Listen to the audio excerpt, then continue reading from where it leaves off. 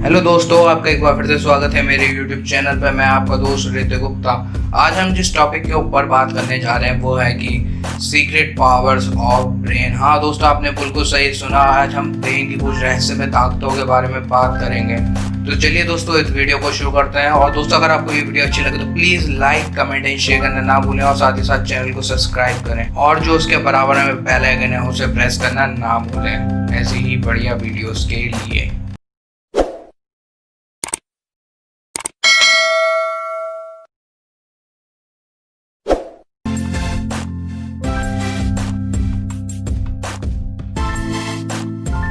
दोस्तों, इंसान का जो दिमाग है वो एक ऐसा ऑर्गन है जिसके शायद हम काम करने का तरीका आज तक कभी समझ ही नहीं पाए। इसलिए कभी कभार दिमाग अपना ऐसे ऐसे कारनामे कर जाता है कि हम उसके कारनामे देख के हैरान हो जाते हैं। और दोस्तों, इन्हीं कारणवश हमें कभी कभार ऐसा लगता है कि दिमाग हमें कंट्रोल कर रहा है, ना कि हम दिमाग को कंट्रोल कर रहे हैं। तो दोस्तों, अगर हम सबसे पहले बात करें तो फॉल्स मेमोरी। दोस्तों, अगर मैं आपसे पूछूं कि आपकी ज़िंदगी की सबसे पहली मेमोरी क्या है, दोस्तों मेरे कहने का मतलब था कि आपकी कोई बचपन की याद या कोई हादसा या किसी के साथ कहीं घूमना या कुछ भी। तो और दोस्तों, मैं आपसे ये कहूँ कि आप उसे अभी ही याद करिए तो फिर। लेकिन दोस्तों, याद रखना ये आपकी लाइफ की सबसे पहली याद हो। तो चलिए दोस्तों, मैं आपको 5 सेकंड भी देता हूँ साथ में इसके।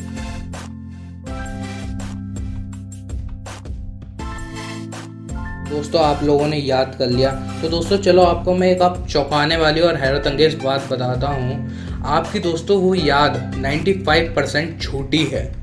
लेकिन दोस्तों, कई लोग दावा करते हैं कि उन्हें अपने बचपन की यादें यानी कि 1-2 साल की।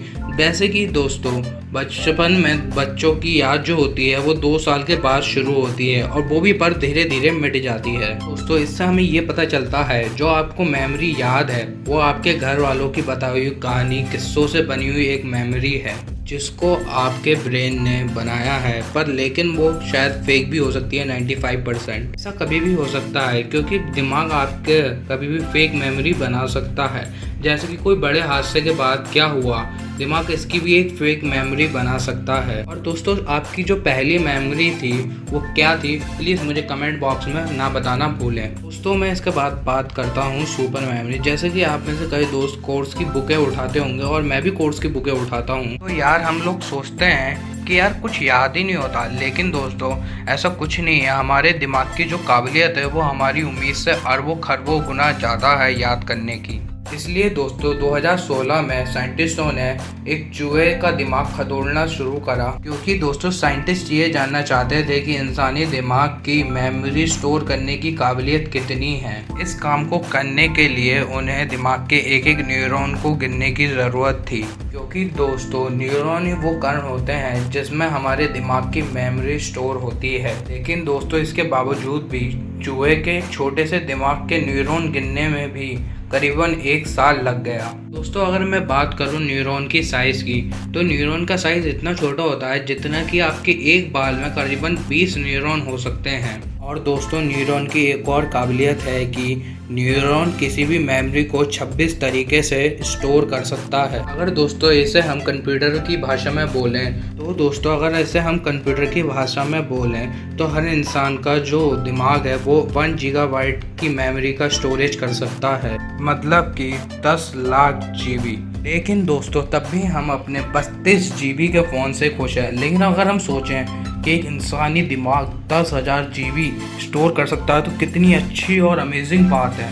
दोस्तों, हम देखें तो हमारे दिमाग में पूरा इंटरनेट समा सकता है, और साथ ही साथ हमारा दिमाग सिर्फ 20 गीगाबाइट की ही बिजली खाता है। अगर दोस्तों इतनी मेमोरी को कोई प्रोसेस करने के लिए हमने कंप्यूटर बना भी लिया, तो उस कंप्यूटर को रखने के लिए कम से कम एक न्यूक्लियर प्लांट जितनी जगह लगेगी, और साथ ही साथ उसे पावर देने के लिए एक पूरा न्यूक्लियर पावर सोर्स भी लगेगा। दोस्तों, मैं इसके बाद बात करता हूँ हिप्नोपीलिया। दोस्तों, कितना ही मज़ा आ जाता कि आप नींद में ही चीज़ें सीख लेते। जैसे कि अगर मैं कोई भी टेक्स्ट बुक की रिकॉर्डिंग लगा देता और फिर मैं अगली सुबह पेपर देने चला जाता। दोस्तों, आपको ये बात सुन के हैरानी होगी कि दिमाग ये चीज़ें करने की भी काबिलियत रखता है, और साथ ही साथ मार्केट में कई सारे ऐसे प्रोडक्ट भी आ गए हैं जो कि आपको नींद में कई सारी चीज़ें सिखा देंगे। इसका मतलब दोस्तों ये तो नहीं है कि आपको कोई रातों रात में कराटे चैंपियन या फिर पियानो बजाना सिखा देगा। दोस्तों अब से कुछ साल पहले अब तक यही समझा जाता था कि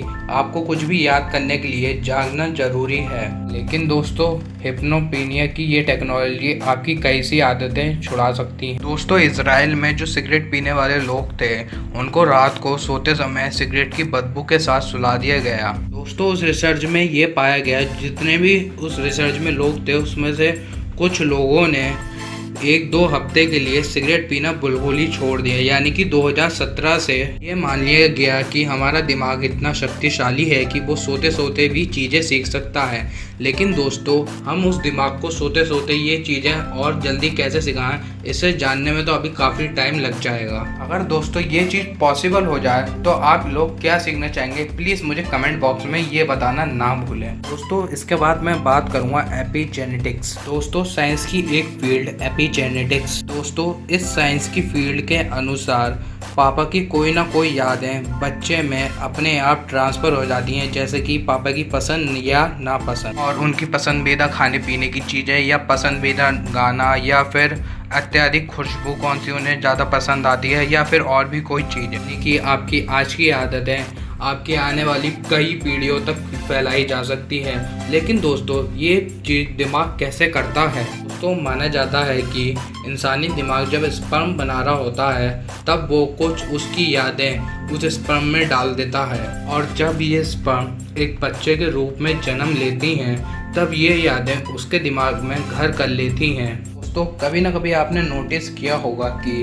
आपकी पसंद या नापसंद कभी कभार आपके पापा से मिलती ज़रूर है। दोस्तों इसके बाद मैं बात करता हूँ कि मेमोरी कैसे बनती है। तो चलिए इसी बात को अब मैं शॉर्ट में बताता हूँ कि जब आपके दिमाग को किसी चीज़ की मेमोरी बनानी होती है तब आपका ब्रेन किसी न्यूरॉन को सिग्नल भेजता है और वो सिग्नल न्यूरॉन अटेंड करके फिर उस चीज़ की मेमोरी बनाना शुरू करता है।